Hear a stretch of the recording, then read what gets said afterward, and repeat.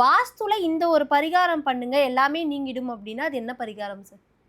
இப்போ ஃபர்ஸ்ட்டு தோஷங்கள் அப்படின்னு வந்து பார்த்தோம்னா, ஃபர்ஸ்ட்டு மனையில வந்து நம்ம அந்த தோஷங்கள வந்து எப்படி கண்டுபிடிக்க முடியும்? அந்த மனை வந்து எப்படி செல்வ செழிப்புடன் நம்மளுக்கு இருக்குமா? இந்த மனை வந்து நம்மள வாங்குனா வந்து, இது வந்து ஆவரேஜா ஒர்க் ஆகுமா? எப்படி இந்த மனைய வந்து இது பண்ணலான்னா, முதல்ல அதில வந்து ஒரு 2க்கு 2 வந்து குழி எடுத்து, அது 2 அடி ஆழம் பள்ளம் எடுத்து, அந்த மனைய வந்து மண்ண வந்து எடுத்துட்டு, திருப்பி அத வந்து ரீஃபில் பண்ணணும். அந்த ரீஃபில் பண்ணும்போது, அந்த மண்ணோட தன்மைகள வந்து நம்ம பார்ப்போம். ஃபுல் ஆயிட்டு வந்து நெறைய எக்ஸஸ் இருக்குதா? இல்ல சமமா பகிர்ந்து போச்சா? இல்ல அதுக்கப்புறம் வந்து பத்தலையா? அந்த மண் வந்து திருப்பி ஃபில் பண்ணும்போது அந்த மண் வந்து குறை இருக்குதா? அது மாரி இதெல்லாம் வந்து பார்ப்போம் நம்ம. இப்ப இது மாரி இதெல்லாம் வந்து பார்க்கும்போது நம்மளுக்கு தெரிஞ்சிடும்.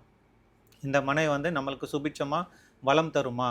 இல்ல வந்து ஆவரேஜா ஒர்க் ஆகுமா? இல்ல வந்து இது நம்மளுடைய பொருளாதாரத்த வந்து இது பாதிக்குமான்னு தெரியும். இப்ப அதுல வந்து பார்த்தீங்கன்னா, பஞ்சபூதங்கள்ல இருந்து எடுக்கக்கூடிய ஒரு சில பொருட்கள் இருக்கு. அந்த பொருட்கள போட்டு அந்த இடத்துல வந்து நம்ம வந்து வாஸ்து பூஜைன்றது வந்து பண்ணலாம். இப்ப அந்த வாஸ்து பூஜைன்றது வந்து பண்ணும்போது, நம்ம இன்னொரு விஷயமும் இதுல வந்து கூடுதலா வந்து ஆட் பண்ணலாம். இப்ப இது 64 பைரவர் பூஜைன்றது வந்து எல்லாருக்குமே தெரியும். 64 பைரவர்களுக்கு வந்து பூஜை பண்றது. இப்ப இது ஏன் வந்து இந்த 64 பைரவர் பூஜைய வந்து நம்ம வாஸ்து தோஷ நிவர்த்திய வந்து அந்த இடத்துல பரிகாரமா வந்து பண்ணணும்னா, சில மனையில வந்து சல்லிய தோஷமும் இருக்கும்.